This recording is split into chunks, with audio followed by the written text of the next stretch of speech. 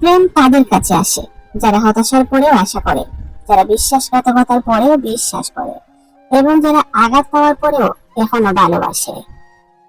বিশ্বাস তৈরি করতে কয়েক বছর লাগে, সময় লাগে, তবে বিশ্বাসঘাতকতা ধ্বংস হতে কয়েক সেকেন্ডও সময় লাগে না। অন্ধের শহরে আয়না বিক্রি করা আর স্বার্থপর মানুষকে বিশ্বাস করা সমান কথা। স্বার্থপর মানুষ কেবল নিজের লাভের জন্য জ্ঞানী হয়ে ওঠে, মানবিকতার জন্য নয়। ভুল না করলে সফলতা আসে না, কিন্তু একই ভুল বারবার করলে সাফল্য অধরাই থেকে যায়। কথা লাগিয়ে যারা আনন্দ পায় তারা কখনোই আনন্দে থাকে না, শুধু ভেতরে ভেতরে জ্বলে। প্রয়োজনে কাছে টেনে নেওয়া আর প্রয়োজন ফুরালে ছুঁড়ে ফেলে দেওয়ার নামই হচ্ছে মানুষ। যেদিন কোনো কারণ ছাড়া আমার কথা ভাবতে ভাবতেই নিজের অজান্তে কেঁদে দিবা, সেদিন বুঝে নিও তুমি ক্ষমা পেয়ে গেছো। তেল দিতে জানি না বলে মাথার চুল আর মানুষের সাথে সম্পর্ক কোনোটাই ভালো থাকে না আমার।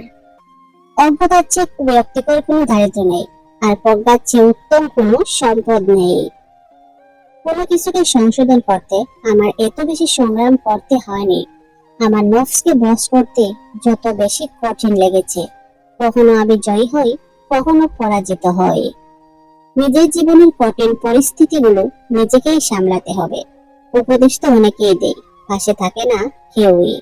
আমরা তো সবাই মানুষ, কার ব্যথা কে বুঝি। সুযোগ পেলেই পথের জন্য লবণ দিয়ে স্বাদ খুঁজি। হাল ছেড়ে দিলেন মানে হেরে গেলেন। জীবন মানেই উত্থান পতন, আর এই উত্থান পতনের লড়াইয়ে যারা টিকে থাকবে তারাই আসল মানুষ। তুমি চন্দ্র, পতন হওয়ার পরেও স্মরণীয় এক চন্দ্র।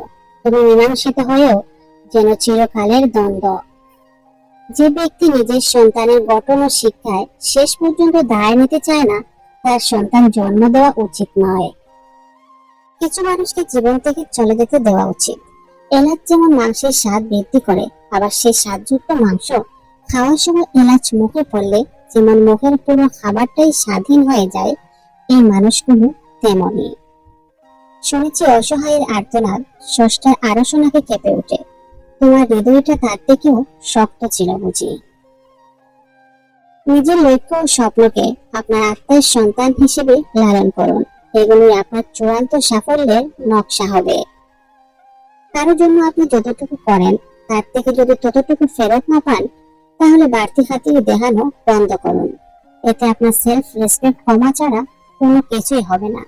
তার জন্য করুন যে আপনার জন্য সমপরিমাণ করে। কখনো কাউকে তার বর্তমান পরিস্থিতি দেখে অবহেলা করবে না। মনে রেখো, সময়ের চাকা অনবরত ঘুরতে থাকে। যে তার পরিবারেই একটি কসম ভাঙতে পারে নাই, অথচ আমার কত শত কসমের সমাপ্তি গাঠিয়ে অন্যের হয়ে গেল। মানুষ দেখতে সুন্দর হওয়ার চেয়ে ব্যক্তিত্ব আর চরিত্র সুন্দর হওয়া জরুরি।